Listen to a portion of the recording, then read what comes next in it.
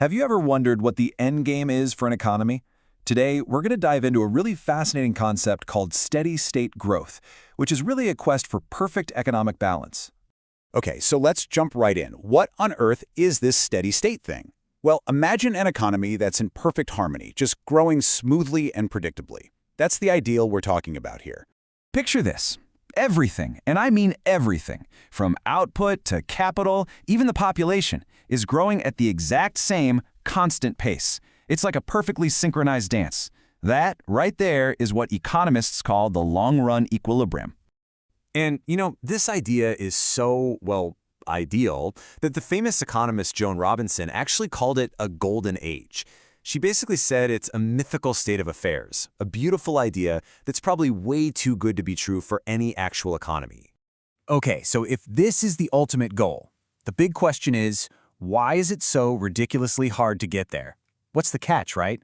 Well, the answer comes from a classic economic model, the Herod-Domar model, which uncovered a really sharp problem.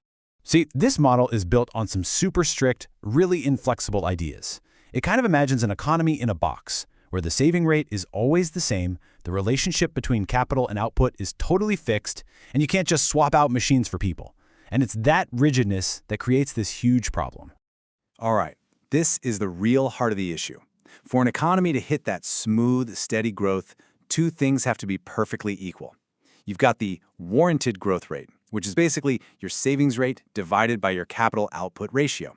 And that has to perfectly match the natural growth rate, which is just how fast your workforce is growing plus any new tech.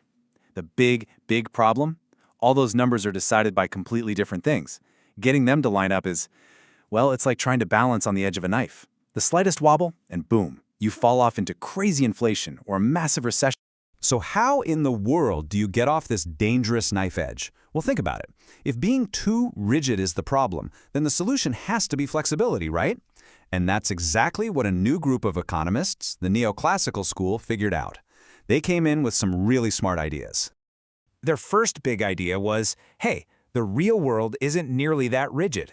That capital output ratio, it can change. It's flexible. I mean, just think about it from a business perspective. If wages get too high, what do? You invest in more machines. If machines get too expensive, you hire more people. It's this simple ability to swap one for the other that lets the whole economy adjust and adapt. And you can see that self-correction happening right here. Take a look at point A. That's our sweet spot, the stable equilibrium. Now, what if the economy has way too much capital, like over at K2?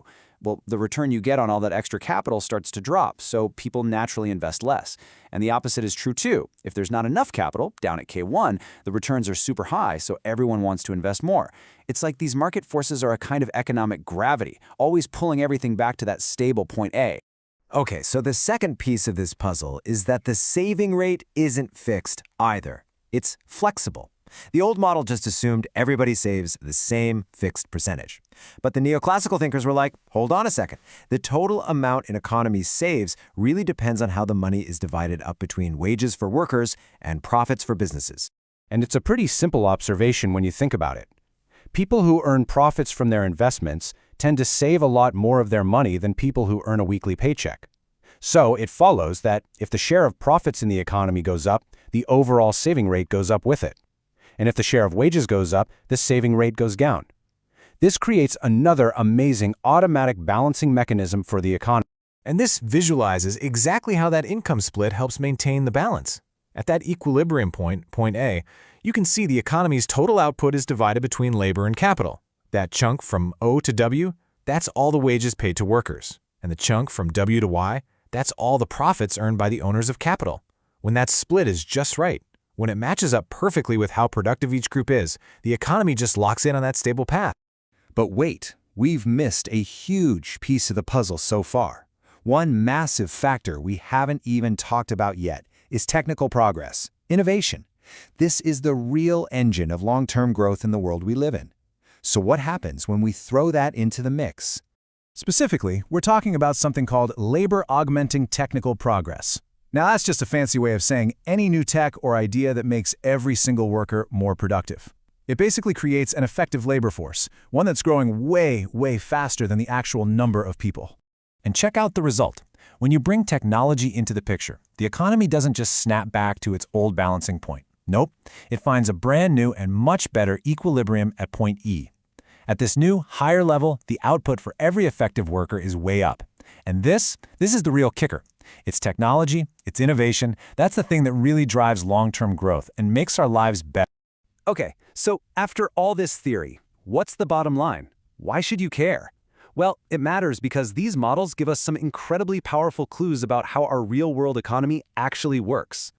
And here are the big takeaways. First, flexibility is king. Real economies can roll with the punches and adapt to shocks in ways those old, rigid models just couldn't see. Second, economies have this natural tendency to fix themselves and get back on a stable track. And finally, and this is probably the most important point of all, real, lasting improvements to our standard of living? They don't just come from having more stuff for more people. They come from new ideas, from innovation, from technological progress. And all of this leaves us with one last big question to chew on. In our world, a world of constant change, of financial crises, of mind-blowing innovation, how close can any real economy ever get to that perfect, ideal, golden age? Or maybe, is the quest for a perfect steady state really just a journey that never ends? Something to think about.